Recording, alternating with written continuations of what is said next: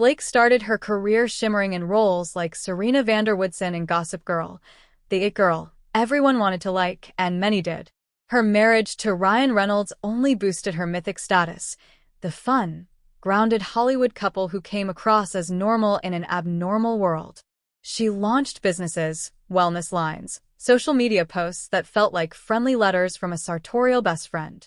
If Hollywood were a high school prom, Blake was both homecoming queen and the girl who made it look easy. When you live in that spotlight, your smile can be the brightest thing in the room and your silence the sharpest. And that's where things begin to shift. What happens when everyone expects you to be perfect all the time? End of section question. What happens when the hero's halo starts slipping? Keep watching because that's where things get interesting. On the surface, Blake still had it all: the projects, the accolades, the brand power.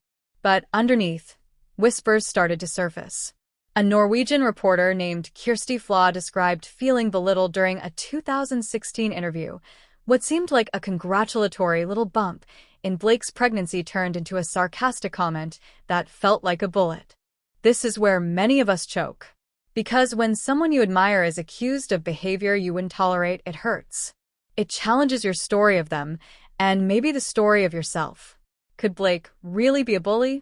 Or was Hollywood misreading her?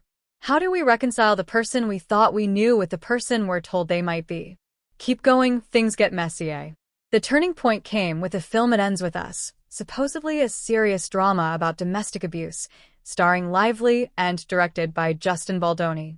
What should have been a meaningful project turned into a hostile work environment accusation, a production filled with subpoenas and legal teams swooping in like vultures.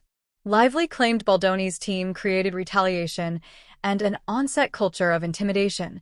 Baldoni responded that Lively and Reynolds hijacked the film, bullied people into rewrites, and that she was the bully. Narcissistic bully, screamed Megyn Kelly, calling Lively out for attempting to subpoena her and her team.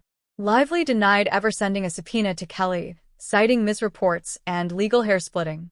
Take a moment to imagine. You're accustomed to applause.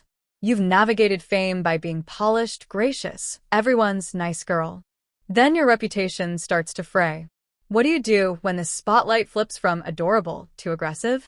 Reports say Blake did more than maintain. She took action. She spoke out about sexist portrayals, blamed the victim, legal strategies, and how her complaint was painted as a spectacle. Everyone wants the happy ending. But human lives? They're messy. The person who seems flawless on screen might be trembling behind it. The person we label bully might be pushing back because they feel bullied. We've all met assertive people, leaders, achievers, who say what they need and expect results.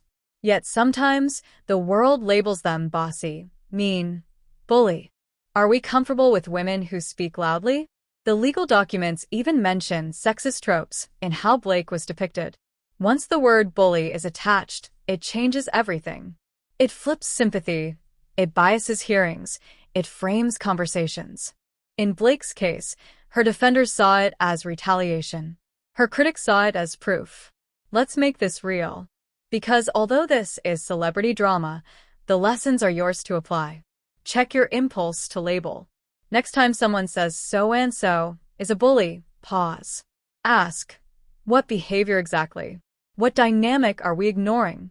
Avoid snapshots. Look for the story behind it. Protect your narrative, but also your humanity.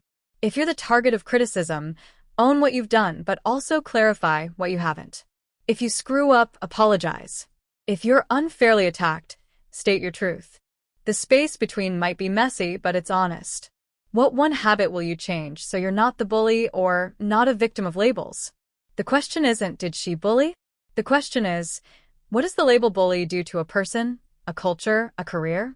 How do we transform that label into a conversation that's grounded, honest, and full of possibility? If you felt something reading this, surprise, discomfort, recognition, I invite you to take one step. Comment below with your own story of misunderstanding or being misunderstood. Share this article with someone you know who's been mislabeled. And ask yourself, what story am I telling? And who am I really being? Because in the end, the best reaction isn't defense, it's growth. Blame won't build bridges, but insight will.